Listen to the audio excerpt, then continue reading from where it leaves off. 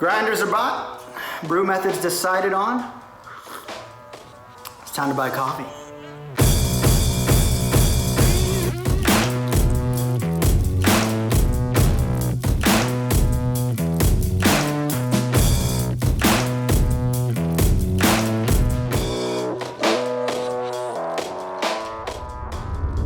What's up, everybody? Welcome to vlog number 3 of our home brewing series. Hey, if you haven't been here yet, our channel is all about getting you the tools you need to make good coffee at home. Hey, do me a favor, like and subscribe. There should be a subscribe button down here on the right-hand side of your screen. Also, hit that bell icon, and that way you never miss one of the videos we release, so you stay up to date on all things coffee. Today, we are talking about coffee in a different way. We're talking about what coffee to buy. All right, we're gonna tell you exactly what's good at the stores. We're gonna tell you what is good for your palate, what kind of coffee you're looking for, whether that's dark or light or whatever. We're gonna go into all that. We're also gonna talk about online ordering and what roasters around the country are doing awesome things, all right? Hey, without further ado, let's jump in. I'm so pumped to talk to you about coffee today. But before we jump into where to buy coffee, what kind of coffee to buy, all that kind of stuff, I want you to know that coffee is very subjective. So you could like something that somebody else wouldn't like. So all of this is going to be laid out for you in a way that you can kind of pick out what you like and what you don't like, and then take that information and apply it to where you want to buy coffee. Okay? So before we jump into all these things, as far as where to buy, what to buy, all that, let's do some quick coffee education. Ready? Let's go. There are 3 different types of coffee plants that we use around the world. Cafe Arabica. Arabica is about 78% of the population of what we use in the world. It's grown at higher elevations, and it's a little bit easier to grow. And it also has a bit more flavor profile to it, all right? Cafe Robusta takes about 20% of the population we use in the coffee industry. Robusta has some good qualities to it as well. It's considered a lower quality coffee, only because it doesn't have as many flavor profiles as what Arabica has. But Robusta is very useful. It's a bit darker in its taste, a bit more bitter. It's got a little bit more of these mild, heavy notes to it, but it also has some really great qualities when it comes to crema and the texture in a coffee. Cafe Liberica is used in some Eastern forms of coffee, things that haven't quite made themselves way over to Western culture yet. It has a bit more of some medicinal qualities to it. It has a bit more antioxidants and things like that. It has some interesting flavor notes, and it's almost more in the realm of teas than it is coffee, but it's still a coffee bean.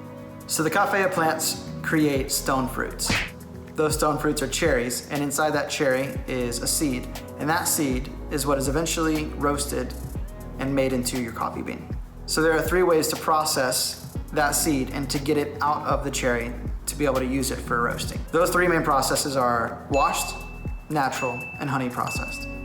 When you process a coffee bean, that means that you're getting rid of all of the pulp and all of the skin, all of the fruit, and leaving just the seed on the inside. When you wash something, that leaves a very true form of what that coffee was meant to taste like. There's no fruit or anything to add sweetness, it's just the seed. That shows how good of quality the soil was. It shows the elevation that was grown in and the country that it was in. The next process is natural, and when you process something naturally, that means you leave all the skin and all the fruit on the coffee seed, and you let it ferment in the sun over an amount of time. And once that's done, then you take those seeds and you roast them. And by doing that, you really create very, very sweet, very flavorful coffee. The third process is honey process, and that means that you take off the skin and some of the pulp from the seed, but you leave some of the mucilage around the actual seed on the inside. And that gives it just a mild sweetness to the coffee. These are all ways that you'll see in the packages that you buy of coffee, the process that is done. And depending on what you like as far as coffee goes, you might want natural processed over wash processed or honey processed. Or you'll want a blend of some of those combined. So I wanted to make sure you knew exactly what you were getting into and what those meant when you see a package.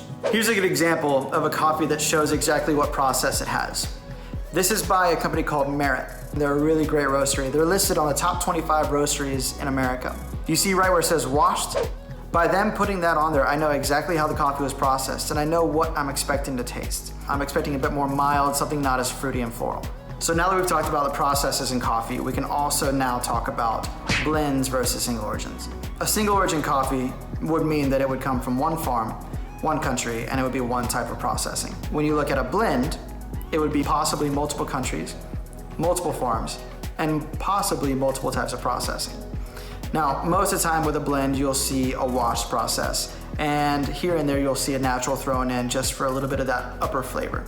For instance, you'll get a Brazil that's a washed Brazil, but you'll also have a natural Ethiopia. That natural Ethiopia, depending on what region in Ethiopia it's from, could give you some fruity notes or some floral notes mixed in with your washed, which is more dark and mild, Brazil, which would be a heavier, kind of more chocolatey coffee.